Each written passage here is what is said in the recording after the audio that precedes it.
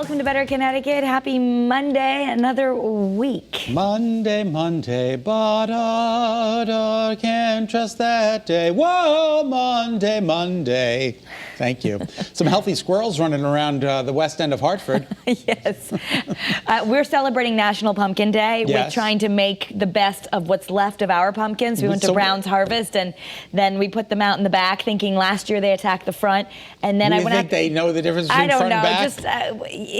Honestly, we shouldn't even get pumpkins until 24 hours before Halloween, but the kids really wanted them. Okay. And so I tried to convince Julian that now that there's a giant hole in the pumpkin, we could maybe turn into that character from Scream.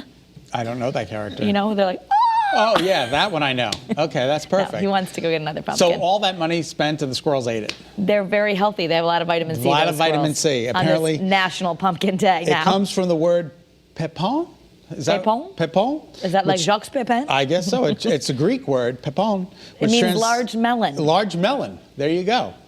They're fun to decorate, but they also have a lot of vitamin C.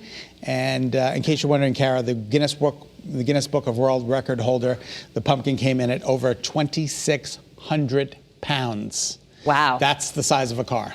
I really like white pumpkins. Those are my they're favorite. Beautiful. Yeah. I like the ones with all like the warts on them. Oh, you like the warty ones? The warty pumpkins? You know what? We got a couple of those, and the squirrels didn't eat the warty ones. Aha. So I think that might be the ticket. That's the ticket. You just get the warty ones, and the squirrels don't want Get them. the warty ones, and you're good to go. Hey, so you can go buy in bulk and get a COVID test at Costco now. Yeah, apparently they're selling them. What is this? An at-home saliva test? Yeah, it's they're selling them on their website actually, and it's a telemedicine company called Azova. Azova. And you have two options. You can either just take it on your own, or you can pay an extra $10 and then be virtually helped by someone at the company to make sure, I guess, you're doing the saliva test correctly. What possibly? Oh, I see. It gets a little complicated. You got to fill that thing up. That's a lot of saliva. I think I've done a similar test before. I think that's that white part, I think, is a sponge, and you probably put that in your mouth, and then it soaks it. Yeah, how much saliva can you possibly But you'd have your spit? results, they say, within 24 to 72 hours. And it's $130, $120. Which is interesting because we have so much free testing here in Connecticut. So much free testing. Would the insurance just pay for it? Like, I don't know. I guess you just have to pay for it and then probably try and get reimbursed. But here in Connecticut, you can really, if you need a test, you can get it for free. Yeah, the test alone, this says, costs about, the one if you buy online, costs $130 with the video observation. Oh no, the kit alone is around $130. And extra $10. Extra $10 to get so help. It's $140 to get the whole thing. The whole thing with that. That's a lot of money. Don't not wear a mask if you're planning on flying Delta. They now have about 400 people on a no-fly list because these anti-maskers were refusing to wear their masks. So now their names are on lists. They're not going to allow them to fly Delta because they need everybody to wear their masks. So I guess it's a no mask list. There's no fly and mask. It's a maskless fly event. Yeah. You cannot get on the plane without a mask. This is your captain speaking. This is your captain speaking. Please put your mask on if you want to fly Delta Airlines. It's going to be interesting because the flights are getting more full. And I know recently people have been flying and saying that there are people in the middle seats now. Oh, that's a bummer. So the mask becomes even more important. Any flights scheduled? I don't. I do. You do? Buffalo. Oh. I kind of want to go somewhere, though. I'm going just for the holidays. I'm going to a holiday party in Buffalo. Oh, look at you. Yeah. Can't you just drive to Buffalo? I think you can, but it's like 6 hours by myself. 6 hours. By the time you pack a bag, go to the airport, wait, put on all your mask stuff, you could be there. I don't know. Like driving 6 hours. It's a long time Maybe to drive. take a train. I don't know. Anyway.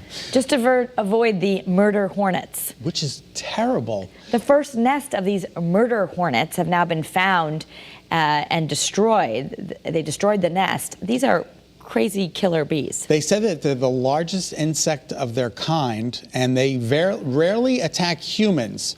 But a few of them can kill an entire honeybee hive in mere hours. And they found this giant nest in Washington State, and then they used a vacuum, I guess, to capture.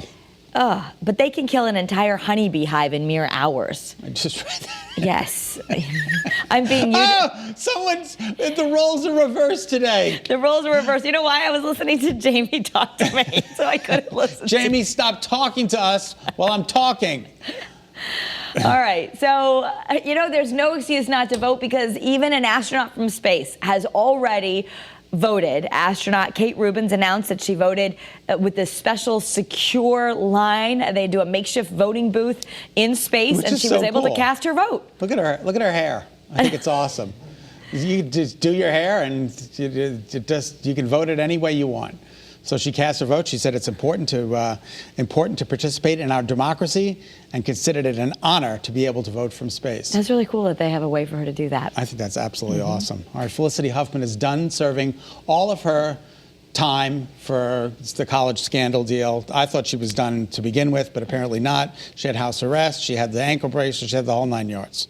Yeah, so she pleaded guilty to paying for an admissions consultant to change the answers on her daughter's SAT. She ended up serving 11 days of her 14-day prison sentence and then did 250 hours of community service. So she is all done. And Lori Loughlin, what's going on with her? It says here that she pleaded not guilty before eventually deciding to take a plea deal. Yeah. Is she serving anything yet? Do we know? I haven't heard of anything.